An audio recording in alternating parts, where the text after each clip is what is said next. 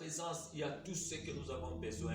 Dans ta présence, Seigneur, mon Dieu, mon roi, tu nous guéris, Seigneur, de nos maladies. Tu nous donnes encore la force, Seigneur, là où nous sommes affaiblis. Nous disons merci, mon Dieu, mon roi. Bénis ces moments où nous voulons écouter ta parole. Que cette parole, Seigneur, transforme encore, Seigneur, mon Dieu, mon roi, nos vies au nom de Jésus-Christ. Il est écrit dans ta parole, tu envoyas ta parole et la parole avait guéri. Lorsque la parole de ce matin puisse nous guérir, Seigneur, mon Dieu, mon roi, sur le plan spirituel et sur le plan physique, au nom de Jésus-Christ. Bénis, Seigneur, mon Dieu, mon roi, ces moments, que le Saint-Esprit nous conduit du début jusqu'à la fin. Seigneur, je me recommande complètement sous ta grâce.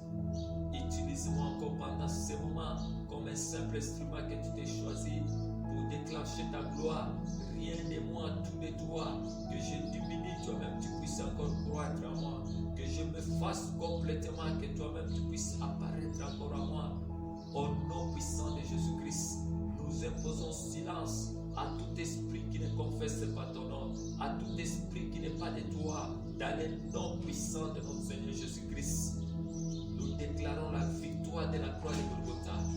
Nous chassons les incompréhensions dans la parole.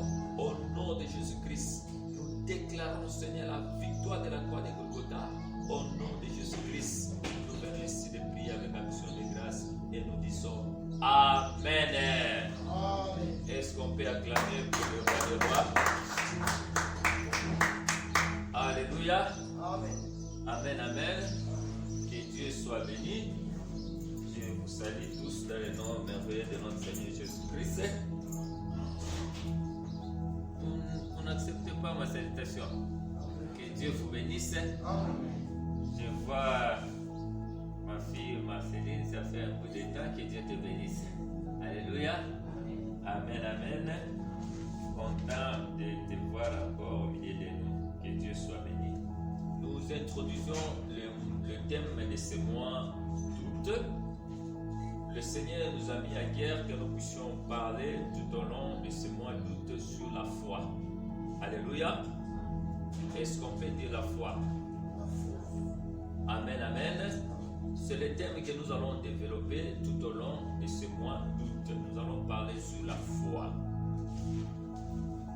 La Bible dit dans le livre d'Hébreux au chapitre 11, le verset 1er, dans le livre d'Hébreux, chapitre 11, le premier verset, la Bible dit « La foi est une ferme assurance des choses qu'on espère, une démonstration de celles qu'on ne voit pas. » Alléluia. Donc, nous comprenons que la foi est un levier dans la vie chrétienne. Alléluia. Qui nous permet à avancer avec Dieu. On ne peut pas avancer avec Dieu sans la foi. Alléluia. Parce que Dieu, sa nature, c'est ça même la foi. Que Dieu te bénisse. Donc même nous qui sommes ses enfants, nous qui sommes chrétiens, nous devons avoir la foi pour bien marcher avec Dieu. Parce que sans la foi, la Bible dit, personne n'est agréable à Dieu. Personne ne peut pas plaire à Dieu sans la foi. La foi, je peux dire, c'est le biais qui nous introduit même dans la présence de Dieu. Alléluia. Si quelqu'un n'a pas la foi, il ne peut pas plaire à Dieu. Alors si tu ne plais pas à Dieu, même si tu demandes quelque chose, c'est difficile que Dieu te donne. Parce que tu ne le plais pas. Imaginez quelqu'un qui ne te plaît pas. Est-ce que tu auras le courage de lui donner quelque chose? Non. Donc la Bible dit, sans la foi, on ne peut pas plaire à Dieu. La foi pour nous, elle est comme un levier qui nous permet d'avancer, qui nous permet de changer de vitesse dans notre vie chrétienne et de progresser dans les choses de Dieu. Alléluia. Hébreu nous dit, c'est une ferme assurance des choses qu'on espère. Quand on a la foi, nous devons avoir aussi l'assurance de ce que nous sommes en train d'espérer, que ces choses ici arriveront certainement. Alléluia. C'est pourquoi j'aimerais rappeler encore quelqu'un ce matin que Dieu nous a promis que cette année, c'est une année de grande réalisation. Peut-être ça n'a pas encore commencé avec toi. Ça a déjà commencé avec certaines personnes. Mais ayez tout simplement la foi. Croire et avoir cette assurance que le Dieu qui a parlé, il finira toujours par agir. Alléluia. Deuxième volet de cette foi, on dit c'est une démonstration des choses qu'on ne voit pas. Or, dans la logique des choses, on ne peut pas démontrer quelque chose que l'on ne voit pas. Alléluia. Pour démontrer quelque chose, il faut que nous puissions avoir le palpable avec nous. Que ce soit en physique, que nous voulons démontrer, je ne sais pas, une formule quelconque. Nous devons avoir les palpables, les choses visibles que nous voyons, afin de démontrer une formule ou une existence de quelque chose. Alléluia. Mais ici, on nous dit la foi est une démonstration des choses qu'on ne voit pas. C'est-à-dire quelqu'un qui a la foi, il doit démontrer les choses qu'il n'a pas vues pour les recevoir. Alléluia. Alors, comment est-ce qu'on peut démontrer ces choses-là? Nous serons comme le Paul, quelqu'un qui a prêché l'évangile, il a fait le miracle sans pour autant voir Jésus. Paul n'a jamais vu Jésus. Alléluia. Mais il a accepté et il a fait de grandes choses. C'est ça même la foi. Alléluia. Et vous et moi, nous devons croire dans ce qu'on nous enseigne ici. Dans ce qui est dans la parole de l'Éternel. Ce sont des choses qu'on n'a pas vécues, mais nous les croyons comme si nous étions parmi ces gens qui ont vécu ces choses-là. Alléluia. C'est ça une démonstration des choses qu'on ne voit pas. Quand on parle de Jésus, personne n'a rencontré Jésus dans sa vie. Nous parlons rencontrer Jésus par la foi, oui, mais physiquement comme ça, personne. Alléluia. Amen. Paul a fait de grandes choses, plus que même les disciples, lui qui n'a pas vu Jésus avec ses yeux. Paul n'a jamais rencontré Jésus. Mais il a fait des choses plus que Pierre qui était avec Jésus, plus que Jean qui était avec Jésus. C'est-à-dire Paul avait une démonstration des choses qu'il n'a pas vues. Alléluia. Et nous aussi, nous devons avoir aussi cette démonstration des choses qu'on ne voit pas. C'est-à-dire des choses qu'on n'a pas vécues. Nous sommes des témoins oculaires, mais sur une scène que je peux dire virtuelle. Alléluia. Et si je parle à quelqu'un. Nous sommes des témoins oculaires, mais sur une scène virtuelle. Ce n'est pas sur une scène physique où tu as touché, mais une scène virtuelle. Nous sommes des témoins oculaires à travers ce que Dieu a fait dans la Bible, à travers ce que Dieu a fait avec les gens, et nous démontrons cela par notre foi. Comme si on était parmi eux. Alléluia.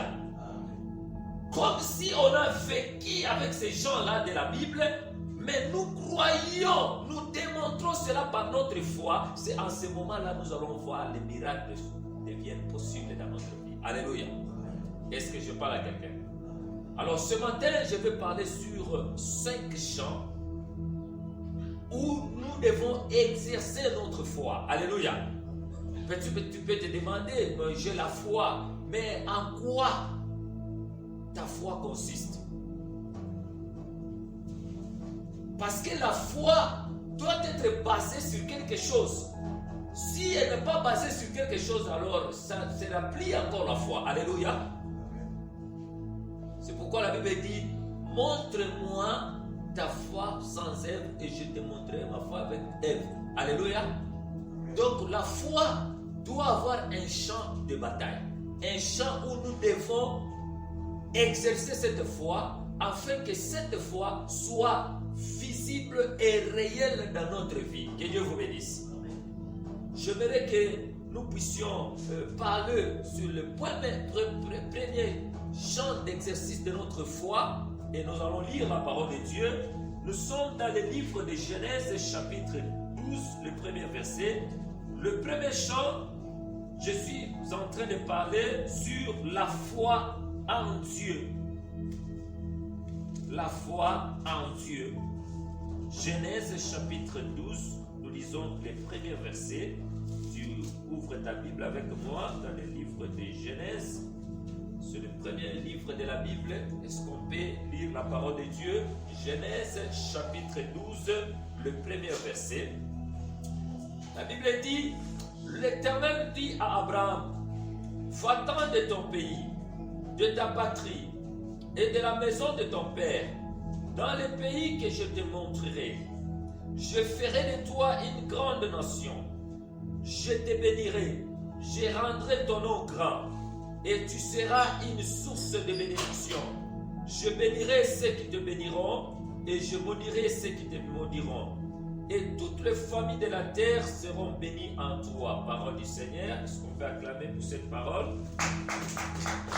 Alléluia. Je parle sur le premier champ d'exercice de notre foi. C'est avoir la foi en Dieu. Alléluia. Il y a une différence entre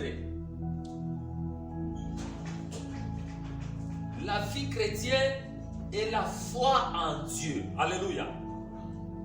La vie chrétienne, c'est cette vie que nous vivons au quotidien, tous les jours, que ce soit chez nous, à la maison, que ce soit à l'église, venir à l'église, prier,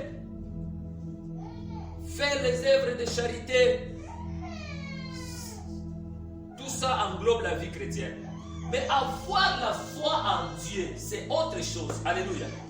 Nous pouvons vivre une vie chrétienne commune. Alléluia. Mais nous ne pouvons pas tous avoir la même foi en Dieu. Nous pouvons vivre une vie commune. Comme dans les temps passés, le disciple et tous les chrétiens vivaient ensemble, ils partageaient leurs biens. C'était aussi une forme d'une vie commune. Ils mettaient leurs biens ensemble pour partager. Mais chacun avait sa foi. C'est comme ça que je dis ce matin, le premier champ que tu dois exercer ta foi à toi, c'est d'avoir la foi en Dieu. Alléluia. Ici, nous voyons Abraham. Dieu lui parle dans Genèse chapitre 12, le premier verset. Abraham était un païen. Abraham ne connaissait pas Dieu. Son père ne connaissait pas Dieu. Sa maman non plus. Il vit, je peux dire, sans Dieu.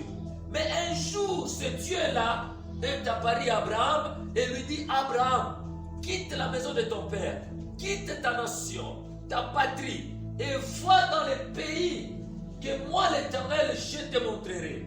Je te bénirai. Et toutes les familles de la terre seront bénies en toi. Je maudirai celui qui te maudira et je bénirai celui qui te bénira.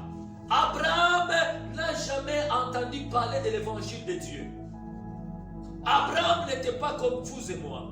Parce que nous, on entend chaque fois l'évangile, on nous parle, que ce soit à la radio, à la télé, à l'église, partout, au marché, là où nous partons, partout, même au travail, il y a toujours quelqu'un qui nous prêche la parole de Dieu. Mais Abraham, il n'y avait personne qui lui prêchait la parole de Dieu. Mais il a entendu seulement la voix qui lui dit, foi, quitte. Ce n'était pas facile.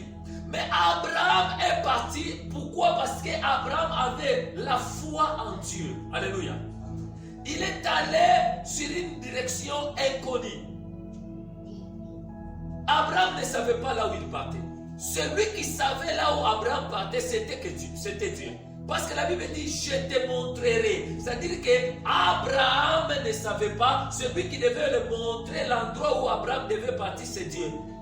Mon frère, ma soeur, la vie chrétienne, quand on a la foi en Dieu, nous devons partir dans n'importe quelle direction que l'Éternel nous demande. S'il demande d'aller à gauche, nous devons aller à gauche. S'il demande de partir à droite, nous irons à droite. Pourquoi? Parce que nos yeux ont des limites. Dieu, il voit là où nos yeux ne peuvent pas voir. Alléluia. Abraham n'a pas discuté avec Dieu pour lui dire non, tu veux m'amener où? Moi je suis habitué avec ma famille ici. Je ne peux pas aller, je ne peux pas me déplacer. Mais Abraham a accepté parce qu'il avait la foi en Dieu. Mon frère, ma soeur, la vie chrétienne des fois, c'est une vie des aveugles. Alléluia. Si tu aimes trop voir dans la vie chrétienne, tu n'iras jamais loin avec Dieu. Un aveugle, quand on est en train de le conduire, par celui qui voit, il lui fait confiance. S'il lui dit arrêtons-nous ici, il s'arrête. S'il dit avançons, il avance. Pourquoi? Parce que lui ne voit pas, mais il fait confiance à celui qui voit. Nous aussi les chrétiens d'aujourd'hui, nous devons être comme des aveugles. Nous devons faire confiance à celui qui nous conduit, à celui qui voit, c'est Dieu. C'est lui qui sait là où il nous amène. Nous sommes comme des brebis. La Bible dit, l'Éternel est mon berger, je ne manquerai de rien. Et vous connaissez le passage de David qui dit, il me conduit vers le vert pâturage. Une brebis, lorsque le berger conduit des brebis, des troupeaux de brebis, les brebis lui sont totalement soumises parce qu'elles savent que c'est lui notre maître. Il connaît là où il nous amène. C'est là où il y a la nourriture que nous allons manger. Il connaît là où il nous amène. C'est là où il y a l'ombre, là où nous allons nous reposer. C'est lui qui connaît là où il y a les puits d'eau, là où nous allons boire de l'eau. Ils font confiance. À combien plus forte raison nous qui sommes des chrétiens d'aujourd'hui. Beaucoup de gens n'ont plus confiance en leur Dieu. Pourquoi? Parce que nous voulons amener l'expérience dans les choses de Dieu. Mon frère, l'expérience ne joue pas de rôle dans les choses de Dieu. Nous devons nous laisser conduire par le Dieu que nous servons. Nous devons nous laisser conduire par Dieu parce que c'est lui qui connaît la fin avant le commencement. Il connaît là où il nous conduit. S'il nous dit de s'arrêter, nous devons nous arrêter. S'il nous dit de gêner, nous devons gêner. S'il nous dit de prier, nous devons prier. S'il nous dit de venir à l'église, nous devons venir à l'église. C'est lui qui nous conduit. Et nous devons avoir la foi en lui. Abraham a eu la foi en Dieu, à un Dieu qui n'a jamais vu avec les yeux, un Dieu invisible. Mais Abraham a eu la foi. Quelle était la suite d'Abraham? Dieu l'avait béni. Abraham est devenu riche. Sa richesse est allée de génération en génération. Sa richesse est allée vers Isaac. Et sa richesse est allée encore vers Jacob. Pourquoi? Parce qu'il a obéi à la voix de l'Éternel. Il a écouté sans pour autant se poser des questions. En quoi je dois quitter mon pays? Mon frère, ma soeur, si tu veux avoir de grandes choses avec ton Dieu, tu dois avoir la foi à ton Dieu dans ce que Dieu te demande de faire, dans ce que Dieu veut que tu fasses. Tu dois avoir la foi en lui. Beaucoup de chrétiens n'ont plus la foi en Dieu. Pourquoi? Voilà pourquoi il n'y a plus de miracles authentiques comme dans l'ancien temps. Parce que les gens avaient la foi en Dieu. Aujourd'hui, nous n'avons pas la foi en Dieu parce que nous avons amené la théologie, l'intelligence humaine dans les choses de Dieu. Nous avons amené l'expérience humaine dans les choses de Dieu. Mon frère, ma soeur, si tu veux vivre la grandeur avec ton Dieu, tu dois avoir la foi à ton Dieu, à toi. Amen, amen. Même les gens qui sont dans les sciences occultes, pour que leur mystique puisse progresser, ils doivent nécessairement avoir la foi en leur divinité. Alléluia.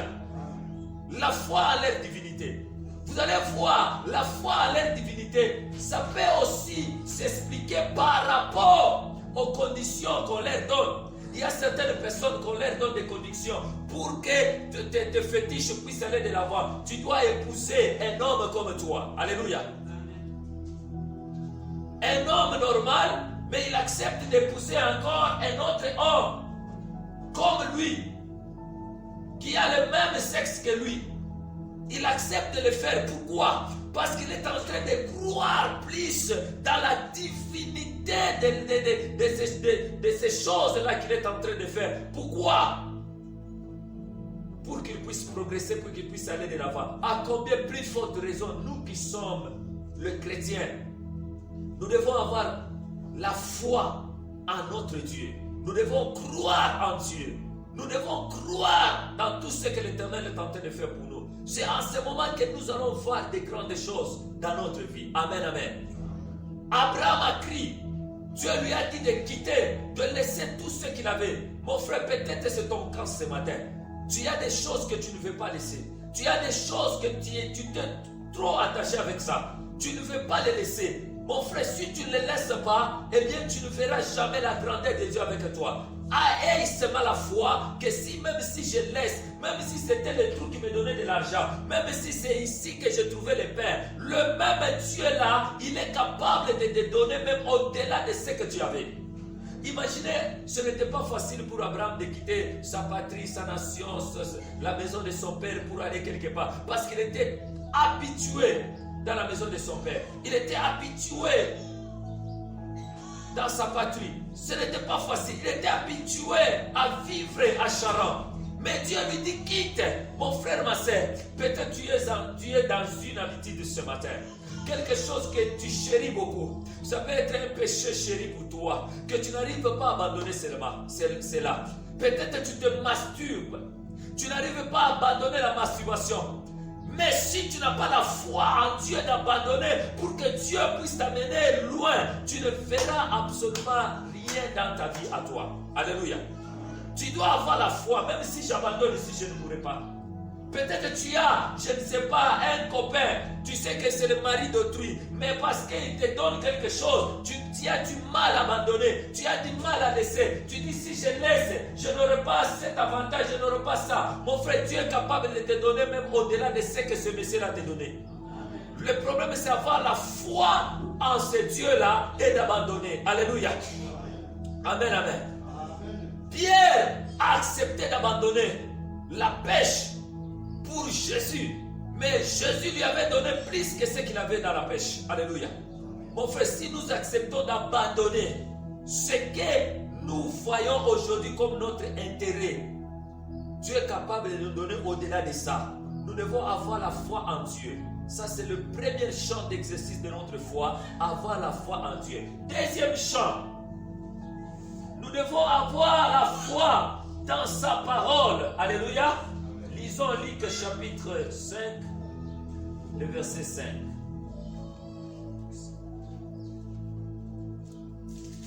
Nous devons avoir la foi en Dieu. Et deuxième champ d'exercice de notre foi, c'est avoir la foi en sa parole. Je lis Luc chapitre 5, le verset 5. Alléluia.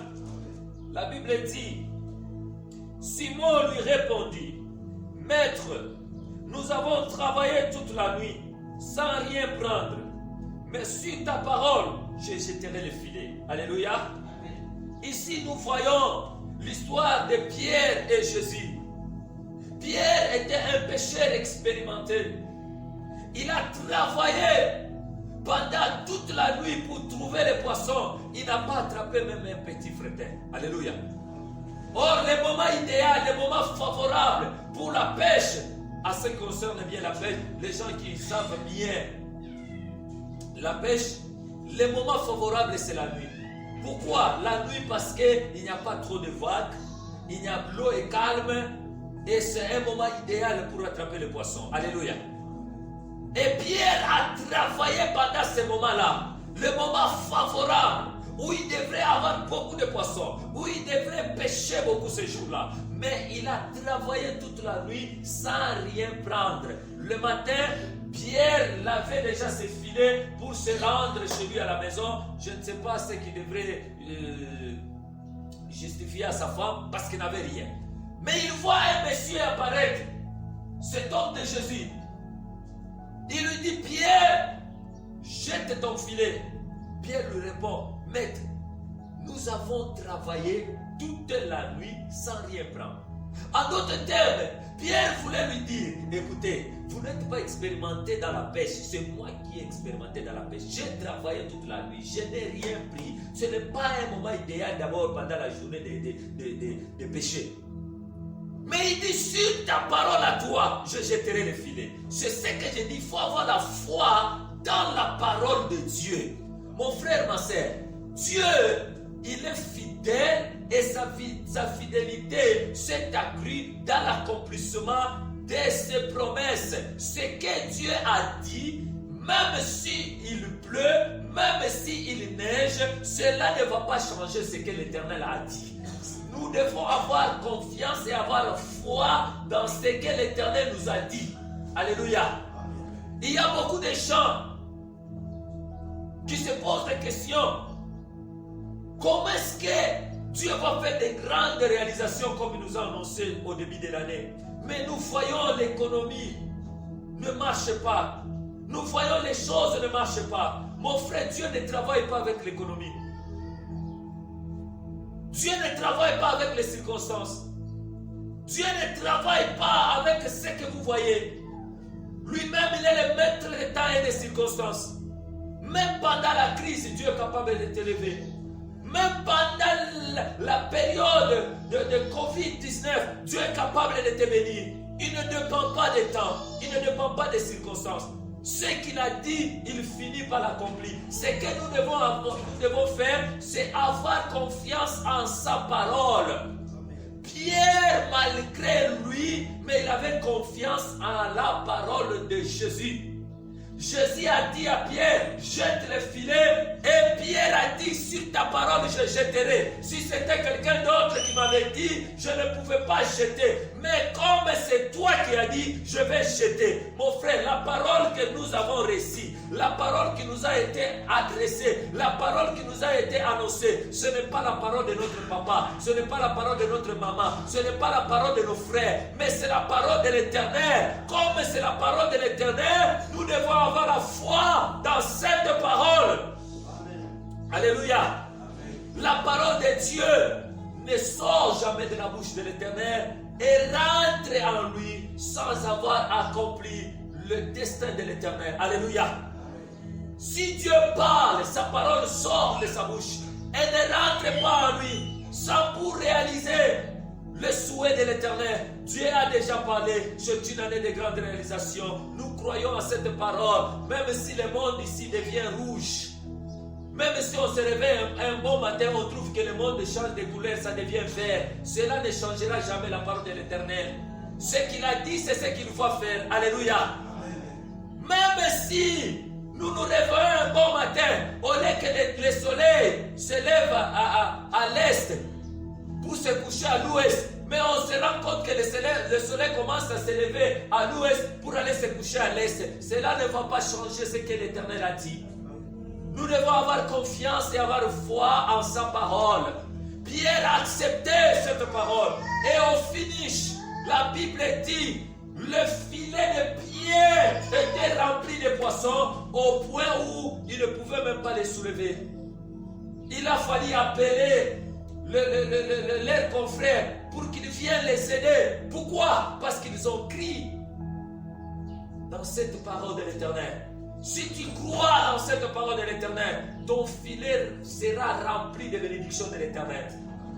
Je dis, ton filet sera rempli de bénédictions de l'Éternel. Tu dois croire dans cette parole. Alléluia. Ne soyons pas comme Marie. L'ange lui dit, Marie, tu seras enceinte, tu vas enfanter un fils. Et Marie commence à se poser des questions. Comment cela arrivera-t-il? Alléluia. Amen. Moi, Marie, je ne connais pas d'homme. Comment cela va arriver? C'est pratiquement impossible. Comment cela va arriver? Mon frère, ma soeur, le comment n'est pas ton problème à toi, c'est le problème de Dieu. Des fois, nous nous posons des questions que nous n'avons pas de réponses. Ne nous posons pas des questions que nous n'avons pas de réponse. Laissez à celui qui a des réponses de donner les réponses. Si Dieu dit que cette année c'est une année de grande réalisation, nous n'avons pas besoin de comprendre que cela va commencer à la Rwanda, à la Kenya, ça va commencer où. Non, ce n'est pas notre problème. Nous, ce que nous devons faire, c'est accepter seulement la parole de l'Éternel. Ce que Dieu a dit, nous devons l'accepter et pour voir le miracle. Marie commençait à chercher le midi à 14h. Oh, comment cela va arriver? Comment cela? Moi, je suis vierge. Mon frère, ma soeur, Dieu est capable de produire les miracles là où il n'y a même pas un miracle. Amen. Alléluia. Que Dieu vous bénisse. Amen. Et quand Marie a accepté la parole, et Marie n'a pas eu l'enfant, la Bible dit Marie a eu l'enfant. Alléluia. Marie a défié la science. Alléluia. Aucun médecin ne peut nous dire le contraire. Nous avons un médecin au milieu de nous. Une femme qui n'a jamais connu d'homme ne peut pas enfanter. C'est pratiquement impossible. Alléluia. Mais Marie l'a fait. La parole de l'Éternel a défié la science. Mon frère, ce matin, si tu crois en cette parole va défier ton problème à toi. Va défier tes difficultés à toi. Crois en cette parole-là. Alléluia. Amen. Il a dit à Pierre, jette ton filet. Pierre dit, oui, j'accepte, mais pas pour moi, mais j'accepte à cause de ta parole à toi. Amen. Sur ta parole, je vais jeter. Et il a jeté, il a eu des poissons. Que Dieu vous bénisse. Mon frère, si cette parole ici était pour nos oncles ou bien nos tantes, on ne devrait pas l'accepter. Mais comme c'est la parole de l'Éternel, nous devons l'accepter en toute sa totalité afin de vivre le miracle de Dieu. Amen. Alléluia. Si on accepte, on n'a pas la foi à la parole de l'Éternel, mon frère, rien ne peut se faire dans notre vie. Dieu lui-même avait la foi dans sa parole. Il dit que la lumière soit et la lumière fit. Parce qu'il avait la foi en sa parole. Si nous avons aussi la foi dans la parole de l'Éternel, le miracle est possible. Rien ne peut être impossible pour nous si la foi en sa parole, la parole de Dieu. Mon frère, vous savez, la parole de Dieu, elle est irrévocable. Ce sont les paroles des hommes qu'on peut révoquer. Quelqu'un qui a parlé à midi, arrivé le soir, il change parce que c'est un homme. Alléluia. Il peut même oublier ce qu'il a dit le matin. Ça nous arrive, non? Alléluia. Tu dis quelque chose, tu ne réalises pas. Quand on te pose la question, pourquoi tu n'as pas fait ça? La première des choses, j'ai oublié. Alléluia. Amen. Dieu ne peut jamais dire, j'ai oublié, jamais. Alléluia. Amen. Ce sont des hommes. Mais ce que Dieu a dit, nous avons la foi dans cette parole-là et nous allons vivre les miracles de cette parole-là. Mon frère, marchons avec la foi dans la parole de l'Éternel. Même si les choses ne marchent pas comment, la parole de Dieu ne change pas. Elle reste la parole, elle va faire ce que Dieu nous a demandé. Quelqu'un peut dire Amen bien. Amen. Job avait la foi dans la parole de l'Éternel. Quand Job a tout perdu, il a perdu ses biens, il a perdu même ses enfants.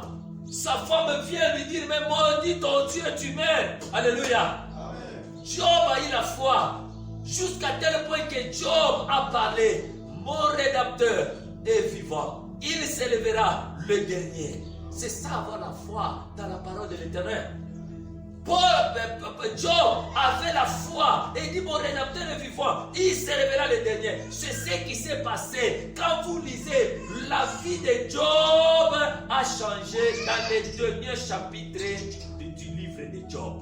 C'est-à-dire, Dieu est venu le dernier comme Job l'a annoncé. Et il a changé sa vie. Donc la parole de Job était vraie. Pourquoi? Parce qu'il avait cru dans la parole de l'Éternel. Que Dieu vous bénisse. Nous devons avoir la foi dans la parole de l'Éternel. Ce que Dieu nous a dit, il va le faire.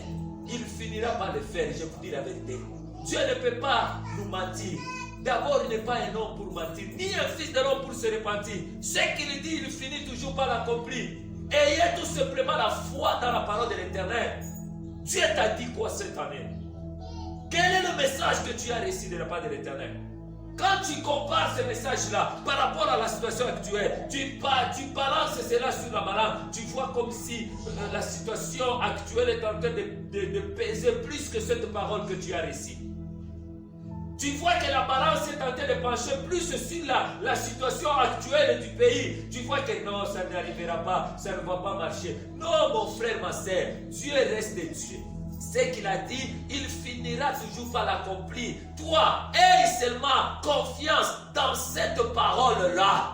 Ce que Dieu a dit là. Quand tu dors le matin, tu te réveilles, aie confiance à cette parole. Prononce cette parole chaque jour. Déclare cette parole chaque jour. Elle finira toujours par s'accomplir. Parce que Dieu ne ment jamais. Alléluia. La Bible dit, cette prophétie-là, écris-la. Elle s'accomplira certainement. Alléluia. Je dis à quelqu'un ce matin, ce que Dieu nous a dit pour cette année, écrivons cela. Amen. Cette parole va s'accomplir certainement. Amen. Parce que ça ne vient pas de l'homme. Si ça venait de l'homme, on ne peut pas dire non, ce jour-là il était ivre, il a parlé parce qu'il était ivre. Parce que vous savez, il y a certaines paroles que les gens prononcent, ils sont ivres dans leur joie là du l'ivresse, il donne des promesses. Oh, je vais faire pour vous ceci. Oh, je vais faire pour vous. Et après, ils n'accomplissent pas. Mon frère, Dieu n'a jamais été un député pour donner des promesses qu'il ne réalise pas. Alléluia. Ni moindre chef de l'État. Parce qu'il y a des fois, on donne des messages pour attirer seulement les électeurs, pour le faire plaire, et puis on ne réalise pas. Mais Dieu, il reste Dieu. Ce qu'il dit, il finit par l'accomplir. C'est ça la différence entre Dieu et l'homme. C'est pourquoi nous devons porter la parole de Dieu comme les manteaux, comme les habits que nous portons. Chaque jour, nous croyons à cette parole-là que le Seigneur a déjà dit. Comme il a dit, il finira toujours par l'accomplir. Et nous le verrons certainement. Alléluia. Que Dieu vous bénisse. Troisième champ d'exercice de notre foi, nous devons avoir foi aussi en son serviteur. Alléluia. Lisons la parole de Dieu. 2 Rois chapitre 7, le verset 2. 2 Rois chapitre 7, le verset 2. 2 Rois chapitre 7, le verset 2. Nous lisons la parole de l'Éternel. 2 Rois chapitre 2, le verset 7. Alléluia.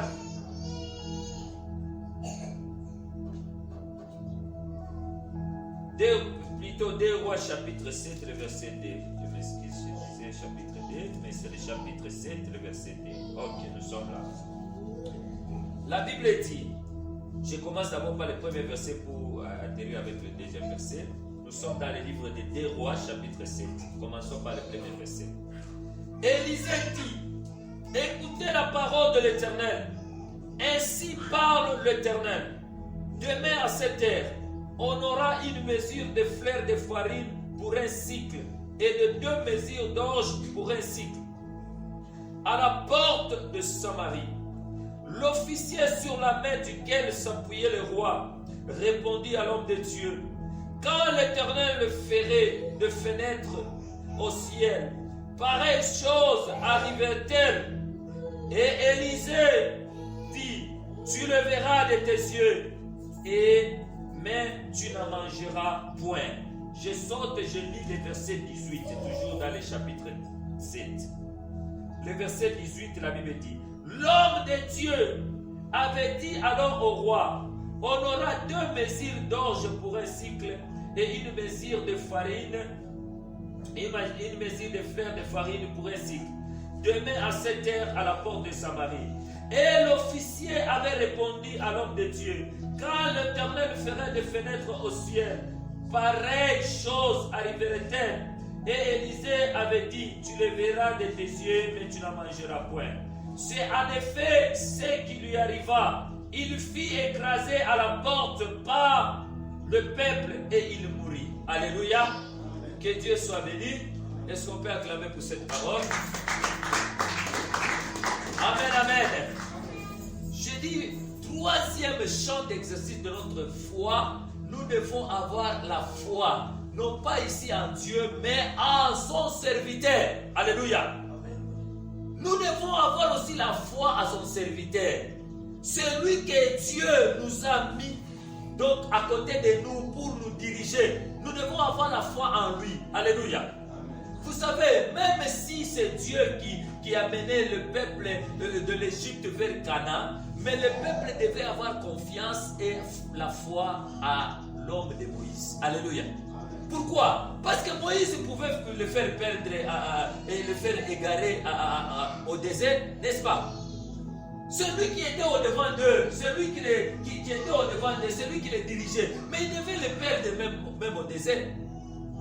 Et ils arrivent quelque part là où ils sont perdus et c'est fini et l'histoire de Canaan s'arrête par là. Mais le peuple avait confiance, le peuple avait foi à Moïse et en Dieu. Mais ici je parle en tant que serviteur. Avoir la foi dans l'homme de Dieu, avoir la foi dans le serviteur de Dieu que le Seigneur a placé au devant de toi. Alléluia. Amen. La Bible dit ici, c'était un moment de crise en Samarie.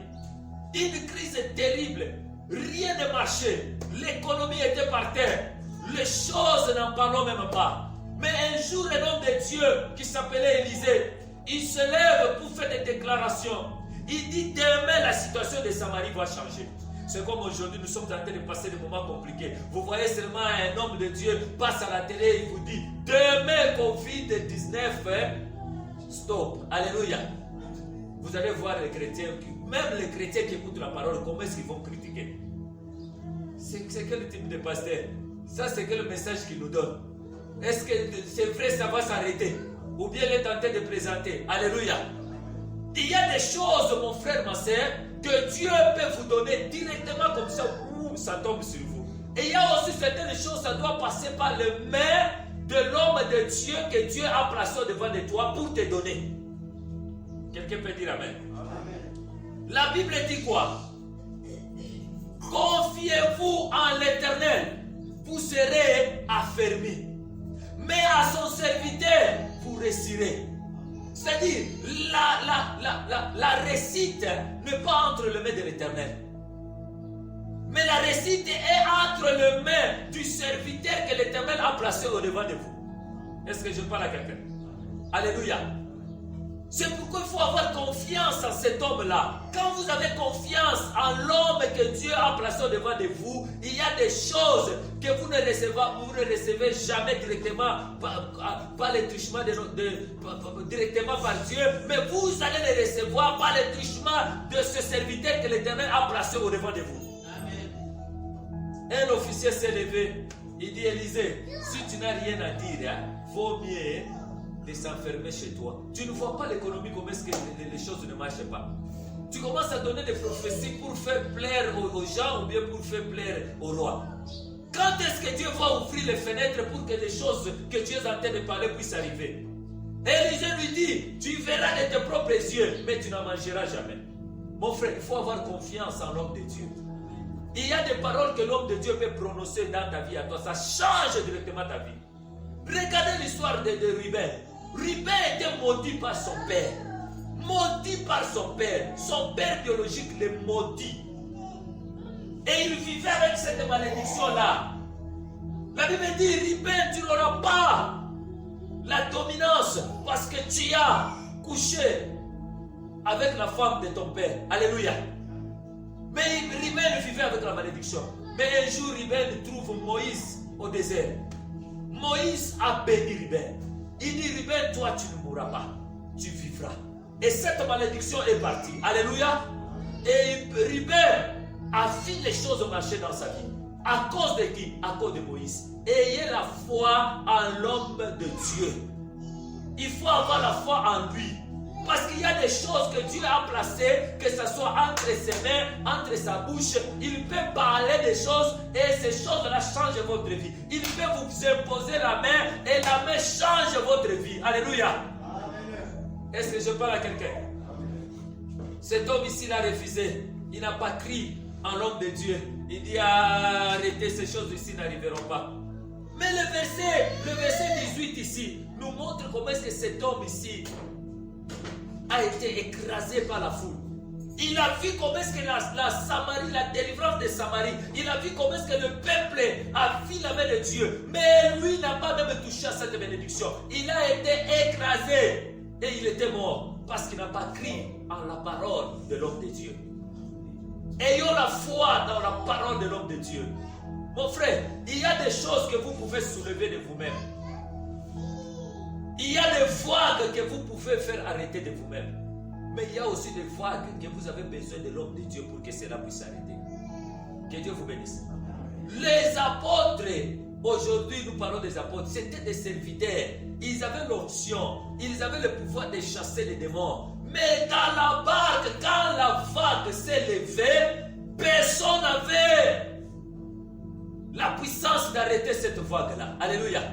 Il a fallu réveiller l'homme de Dieu qui était avec eux pour arrêter cette vague-là. Mon frère, si tu n'as pas confiance en l'homme de Dieu, il y a des vagues dans ta vie que tu n'enlèveras jamais.